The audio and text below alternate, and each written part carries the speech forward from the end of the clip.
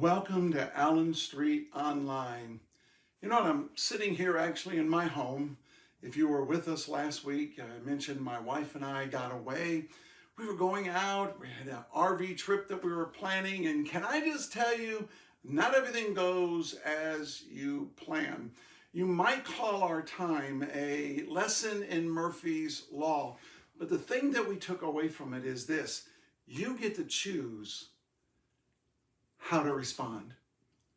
And while we had all these things go wrong, we made the best of it, and we had an incredible time together.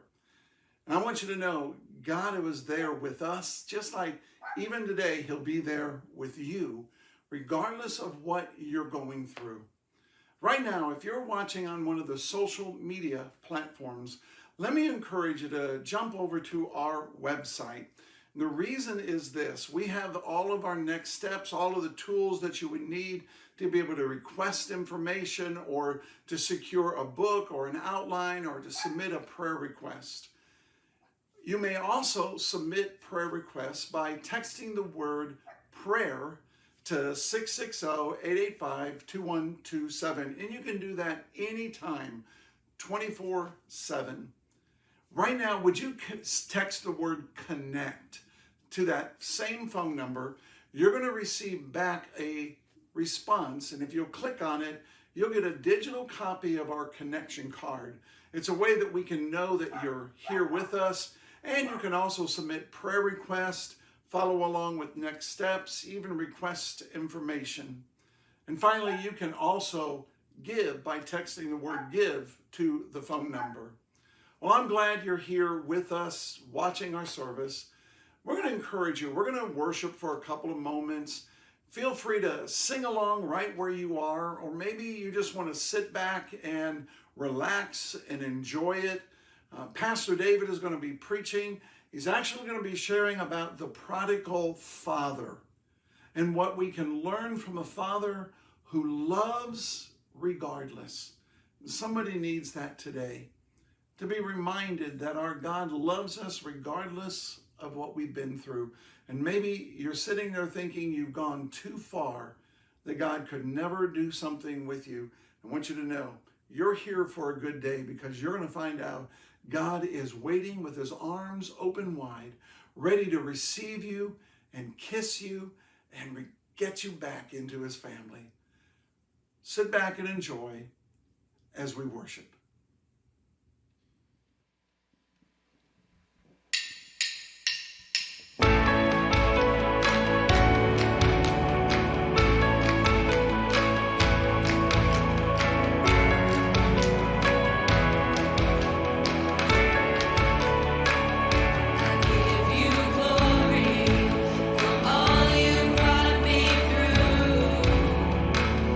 And now I'm ready for what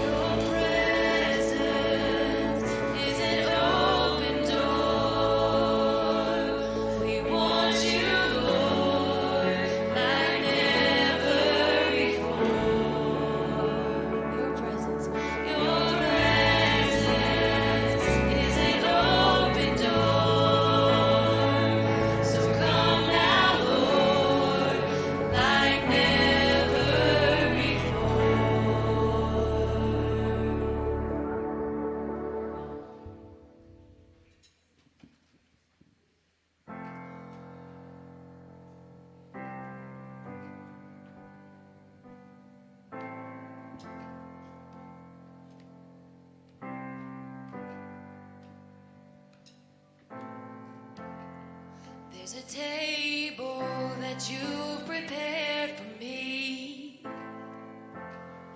in the presence of my enemies. It's your body and your blood you shed for me. This is how I fight my battles.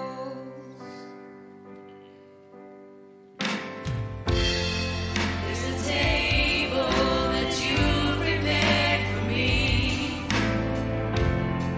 in the presence of my enemies. It's your body and your blood you shed for me. This is how I fight my battles. And I believe you've overcome, and I will lift my song of praise for all you've done. This is how I fight my battles. This is how I fight my battles. This is how I fight my battles. This is how I fight my battles. This is how I fight my battles. This is how I fight my battles. This is how. In the valley, I know that you're with me, and surely your goodness and your mercy follow me. So my weapons of praise and thanksgiving. This is how I fight my battles. And I believe you've overcome, and I will lift my song of praise for all you've done. This is how I fight my battles. This is how I fight my battles. This is how I fight my battles. This is how I fight my battles. This is how I fight my battles. This is how I fight my battles. This is how.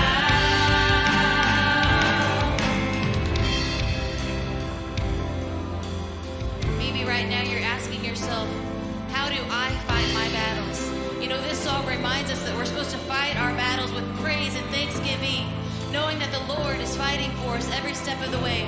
And maybe you're in the darkest part, the deepest dark of night, and you're wondering how you get out. You can do that by lifting your voice of praise, lifting your hands in praise. Maybe you're going to lift your hands for the first time. Lift them and surrender to God. Let Him work on your behalf. Let Him fight for you. He wants to. He wants to be there right with you if you allow Him to. It may look like I'm surrounded. It may look like I'm surrounded, but I'm surrounded by you. Hear that wherever you are. It may look like I'm surrounded, but I'm surrounded by you. It may look like I'm surrounded,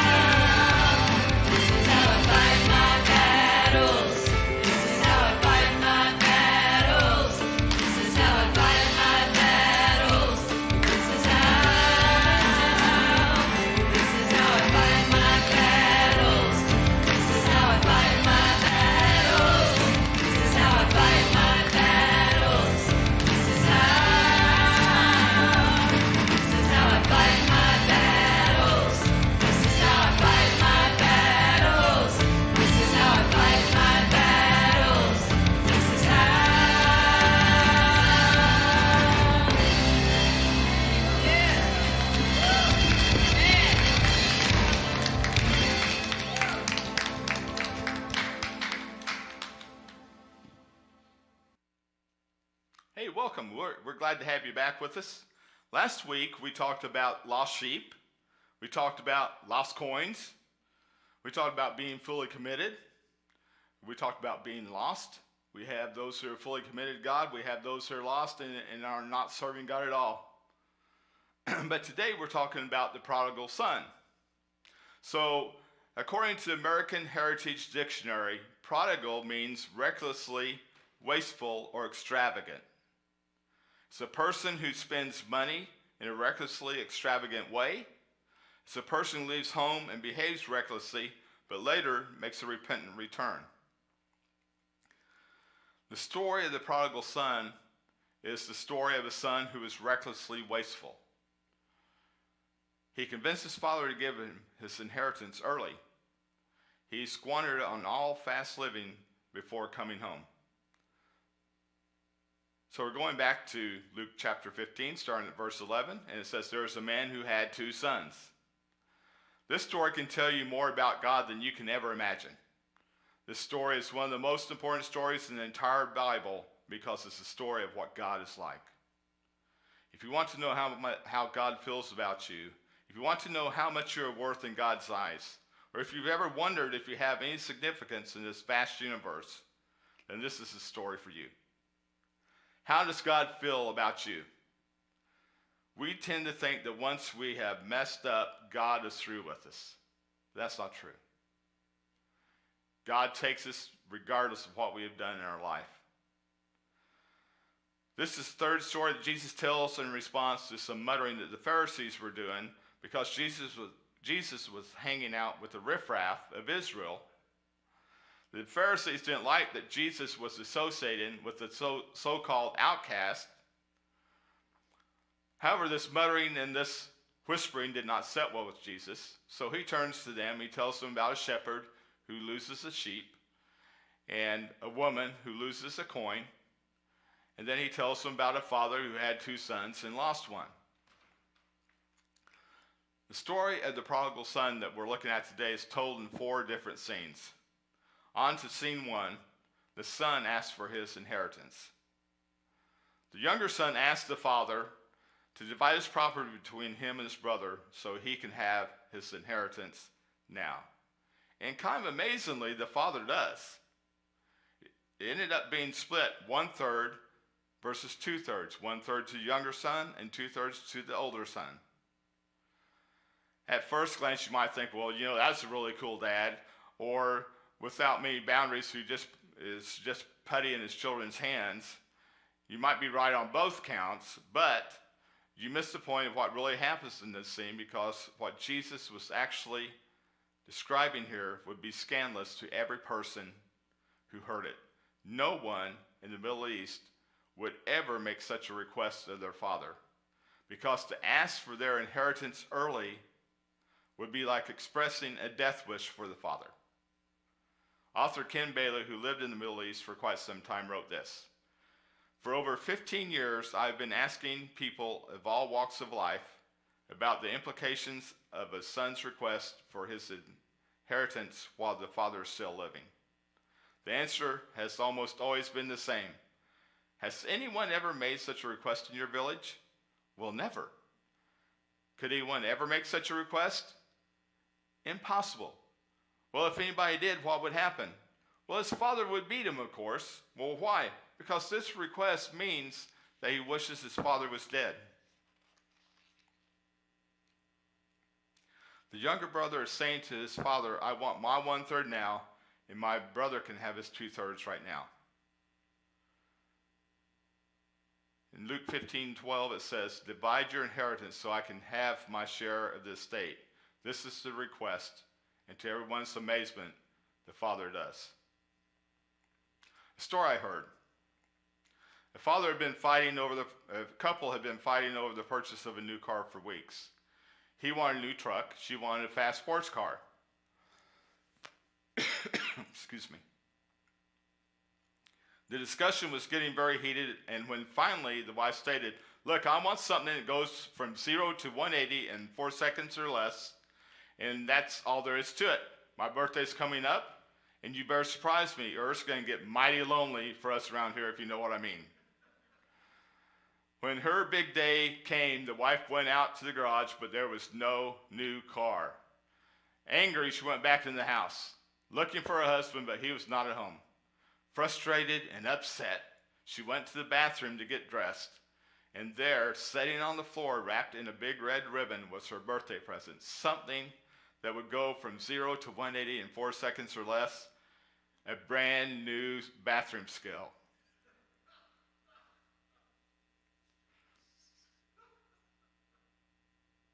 But you know, just like the woman demanding a sports car and the younger brother demanding his inheritance, you have to watch the bands because you never know what you might get from them. Luke 15:13 says, not long after that, the younger son got together all he had, set off for a distant country, and there squandered his wealth on wild living. Most people think he took off so quickly because he's just a party animal. Plain and simple, he couldn't be in the same town with this conservative old man because that just cramped his style. But that's not his motivation for leaving at all. Notice that he didn't leave immediately. It says, not long after that. In Luke 15:13, it says, not long after that, the younger brother got together all he had. Why did he have to wait a while? Because he had to liquidate his inheritance. He had to find a buyer for his portion of the family farm. He had to find a buyer for his portion of the family jewels. He had to find a buyer for his portion of the family stock. He had to find a buyer for all those things. And the only people that he could sell them to were people that were living in that village. So as Jesus was telling this story, his listeners were imagining this disrespectful young man going from door to door, trying to convince people who knew his father to buy a piece of the family property. All those folks knew that this boy had insulted his father, shamed him, and wished him dead. And now he was doing the unthinkable, selling off property and possessions that had been in the family for generations. At every turn, he's greeted with hostility and rejection. The family's estate is a significant part of a Middle Easterner's personal identity. By now, the villagers are openly hostile to him. There's been talk about shunning or publicly shaming him, taking some action to put this young, disrespectful snob in his place. The son feels more and more pressure to get out of town, so he leaves as soon as he has sold the last of his goods. On to scene 2. The son goes away to a faraway country. The son leaves town and heads for the faraway country, which is where this next part takes place. Luke 15 tells us he squandered his wealth in wild living. He wasted it. He wasted his inheritance. And the citizens of this faraway country know that. They're unimpressed with this foolish young man who's now out of money. And after all, what can he do for them now with no money? The polite way that a Middle Easterner gets rid of unwanted so-called hangers-on isn't to come right out and tell them to go home. It's to assign them a task they'll refuse to do. So they thought they would try that. So when the son asks for a job, one of the citizens offers to let him become his pig herder. First off, it's a job no self-respecting Jewish boy could accept. Second, pigs were unclean animals according to the law of Moses. And third, they had to be fed 7 times a week, which meant he couldn't keep the Sabbath. But to everyone's surprise, he accepts the job. But it's a terrible job, and it doesn't pay enough to even keep him from being hungry. So he's down in his hole of self-pity. He begins to think honestly about himself. He knows there is no life for him in this foreign land, yet he can't go home to his father because he's a failure. He has nothing to offer his father. Middle Eastern sons are supposed to provide for their fathers in their old age, not live off them. So he comes up with a plan. First off, he'll go home. Second, he'll admit he was a fool. And instead of asking to be reinstated as a son, third, he'll ask to be hired as a servant. This plan has merit, except for one thing. Even as his father accepts him on these terms, he'll have to face the meanness and the hostility of the villagers. This guy has not only not succeeded, but he's a miserable failure. So on to scene 3. The son goes back home. Younger son returns. This is where the father comes into the story in full force. The father knows these two things. First, he knows that the son is bound to fail. He knows that if the son ever does come home, it will probably not be as a successful businessman, but more likely as a beggar. And the second thing the father knows is that the village will not treat his son well. He knows that if the son ever does return, the first person who sees him will quickly pass the word that this outcast has come home, and a crowd will gather and likely begin to mock and spit and may just plain beat him. He knows that the son, in order to get home, will have to endure the meanness of the crowd with every step he takes to the village. The father knows this. But what the father does to counteract all these things is absolutely short of amazing. The father does 5 things that would all be considered uncommon in Middle Eastern society. They're all designed to protect and restore his son that he loved so much. His son who turned away from him, rejected him, and wished him dead.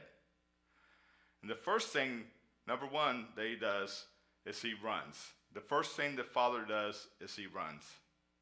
When the word comes to him that his son has been seen on the outskirts of the village, the father runs to him. Can you see why this is so significant? Instead of letting his son run the ordeal, the father runs the ordeal for him. It's a crazy thing he does, because a nobleman with flowing robes never runs anywhere. But this father lifts his robe, exposes his ankles, and runs down the road through the village in front of all the villagers. He humiliates himself instead of allowing his son to be humiliated. Luke 15:20 says, "But while he was still a long way off, his father saw him and was filled with compassion for him." The father's perspective is he was filled with compassion for his son. That's how God feels about his children. That's how God feels about us. He has compassion for us. And the father deliberately runs to the village. He knows he's creating a spectacle. He knows what he's doing will attract a crowd. He knows they will talk about his humiliation in the village for the rest of his life. The son's perspective say he knows his father lives in the middle of town and that the town hates him. How's he going to get to his father without trouble? He knows there's no way he can get to the father without enduring scorn, but he has to get to the father in order to become a servant. At his first sighting on the outskirts of the village, word starts spreading. As he comes to the edge of the village, he expects to see rocks and jeers and angry faces. Instead, what he sees coming toward him are the ankles of his father. To his utter amazement, rather than experiencing the ruthless hostility that he deserves for what he's done, he finds a visible demonstration of the love of his father. The father runs, showing us a demonstration of God's love for us. The second thing the father does is he kisses his son. Luke 15:20 says he ran to his son, threw his arms around him, and kissed him. Just picture it. I mean, they're embracing, they're eye to eye, they're shoulder to shoulder. The son had pictured himself coming home and humbling himself. First, he'd kiss his father's hand, then he'd kiss his father's feet. But the father won't let him. He pulls his arms around him and kisses him on both cheeks. The son can't bend. All the son can do is accept the love from his father. You know, several years ago, as I was being raised, my mom and dad raised us in a good Christian home. But I got to a point in my life that I did some really stupid things, and things that we were always taught not to do. Things that sometimes I'll even share the fact that it's a wonder I came through those alive. But mom and dad, they were always right there for us. I remember walking in many times in the front door of the house, and Dad would be sitting there, and I'd trip over his feet, not knowing he was sitting there waiting for me to come in. But they always loved me. They always cared for me. They always wanted to make sure that I was safe. And I got to the point in my life after going through all this that I really believe God impressed upon me that I need to go talk to my mom and dad and ask them for forgiveness. So this has been a few years ago. I went to them and asked them for forgiveness. And you know, the amazing thing is that their reply was, we've already forgiven you. And just to know that my parents care for me that much. And I know that as parents, saying in this room, watching online, wherever, I know there are a lot of parents that care for their children that much and love them deeply. But I want you to picture yourself in this scene. You've wronged God, and you know it. You know you're needing to crouch down. You're needing to admit that you're wrong, and you need to make all sorts of promises and really mean it. You approach him. You've got your whole speech planned, only he doesn't even let you begin. The minute you approach him, he embraces you. That is one powerful picture, isn't it? Look back at what the son planned to do when he first saw his father. Luke 15:19, it says, I will set out and go back to my father and say to him, Father, I have sinned against heaven and against you. I am no longer worthy to be called your son. Make me like one of our hired men. So his plan, he admitted his guilt, and he asked to become a servant in his father's household. But this is what the actual speech come out to be in Luke 15:21. Father, I have sinned against heaven and against you. I am no longer worthy to be your son. So what was missing from the speech? His request to become a servant. Why is it missing? I believe it's missing because he is so overwhelmed by his father's love. His plan was to earn his way back into his father's favor. He never intended to ask his father to accept him back just as he was. How can you do that? There's no earning our way back. Jesus accepts you and I just as we are, but we also need to be ready to change. How overwhelming is the love of Jesus Christ? The third thing the Father does is call for a robe to be put on his son. In Luke 15:22, it says, But the father said to his servants, Quick, bring the best robe and put it on him. So who owns the best robe in the family? The father does. So the father and the son are still standing on the edge of the village, and the father wants the whole village to know that he has accepted his son. He sends the servants to get his own best robe so he can wear it as he walks home through the village. It's amazing, isn't it? Amazing how Jesus accepts you and I. Amazing how this father accepted his son back. The fourth thing the father does is call for a ring and a sandal. It says in Luke 15:22, put a ring on his finger and sandals on his feet. You know, the ring's probably going to be a signet ring.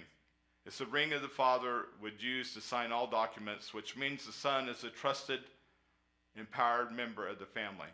And the sandals are a sign that he is a free man, he's not a servant. Servants didn't get shoes, they walked barefooted. Finally, the father says, bring the fatted calf. Luke 15:23, bring the fatted calf and kill it. Not the fatted goat or the fatted sheep or the chicken. Why a calf? Because the calf had enough meat to feed the whole village. You see what the father is doing? He is wanting and inviting the whole village to share his joy. He doesn't want the son only to be reconciled to him, but he wants him to be reconciled to the whole village. He wants everyone to have a relationship with the son. Wow, I look at that, and that had to be one celebration time. This is a story that no one could have anticipated at all. It's a rags to unbelievable riches story, only the riches aren't about money. They're about measuring your worth in God's eyes. You are worth a lot in God's eyes. Do you see what Jesus is doing with this story? He's communicating to every person who ever wanted to take a step toward God just how significant that we are to him. how God feels about us. God doesn't just wait for us, he runs to us. He doesn't just let us bear the shame of living our life, he bears it for us. He kisses us. He puts his robe on us. He puts his ring on our finger. He puts his sandals on our feet. And he kills the fatted calf to celebrate us and invites everyone else to celebrate us with him. Now on to scene 4, and the older son is no longer connected to his father. The older son hasn't left home, but if you read the story carefully, you'll discover that he too has left his father. As the scene opens, where is the older son? He's out working in the field. There are 2 mentions of the older son in the opening of the story. Luke 15:11 says, there was a man who had 2 sons. The younger said to his father, Father, give me my share of this estate. So he divided his property between them. The older son owns everything that he and his father now live on. It belongs to him. But as the older son is coming in from the fields, he hears music playing, and he gets a report from one of the servants that his brother has returned and that a party's going on. What was the older brother's response to this? He was angry. He refuses to join the party. That would be a severe insult to his father. Humiliated him a second time in front of the whole village because the older son's role at a party was to welcome all the guests. With him not at the party, everybody knows that he has rejected his father. The older boy says to his father, look, all these years I've been slaving for you and never disobeyed your orders, yet you never gave me even a young goat so I could celebrate with my friends. So that scripture kind of tips us off that he has this distance between him and his father. First of all, he doesn't even think of himself as a son. He says he's been slaving for the father. Hasn't lived with him like a son, but like a servant. Second, he's mad because the father had never given him an animal to throw a party with his friends. The truly sad thing about the son, though, is that he felt deprived by the father because the father had never given him anything. No calf, no chicken, not even a goat. But what happened when the younger son left? The older son got his share of the inheritance too. And the father says, my son, you are always with me and everything I have is yours. The father is saying, I have already given it to you. All these years it has been yours. But the older son has distanced himself and he refuses to join his father at the party. What does the father do? The same thing he did for his younger son. He humiliates himself by leaving the party and going out to his older son. No, in the same way as the father in this story, God's love is constant and is patient and is welcoming. He will search for us and he'll give us opportunities to respond, but he will not force us to come to him. Like the father in this story, God waits patiently for us to come to our senses. So will you come home? Will you let him love you? Will you be in close relationship with him? Will you acknowledge how much he loves you and respond to that love? Let's pray. Father, if we understand this story right, it's a description of the unbelievable way that you love us and your open-armed desire to have us enter your home and live with you. I know that there's some of us that want to come home today. Is there anybody that's watching right now that wants to come home to the arms of God? I want to pray for you. Lord, I lift up those that are watching this today. And God, I thank you for the fact that you love us like you do. That you run to us, that you open your arms for us, that you kiss us, that you give us your sandals and your rings. Glad that you throw a celebration, that there's a celebration going on in heaven when we come to you. But I just lift up anyone that's watching here today. And I just pray that you just do that work in their heart to draw them closer to you.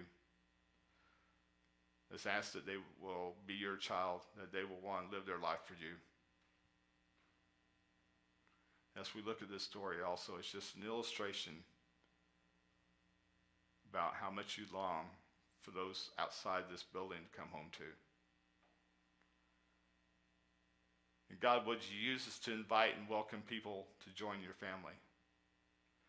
Would you allow us to be examples in this community, at our workplace, in our neighborhoods, that we would invite people to come, that would see you through us, and that they would invite you to come to our family, that would draw you because of the way they live their life. Just be with us as we go out here today. In Jesus' name I pray. Amen. Pastor David did a great job of reminding us of the love that God has for us. Maybe right now you need that love. And as he prayed, I'm asking that God would have done something in your life. If you have our connection card out, let us know what God did in your life this week.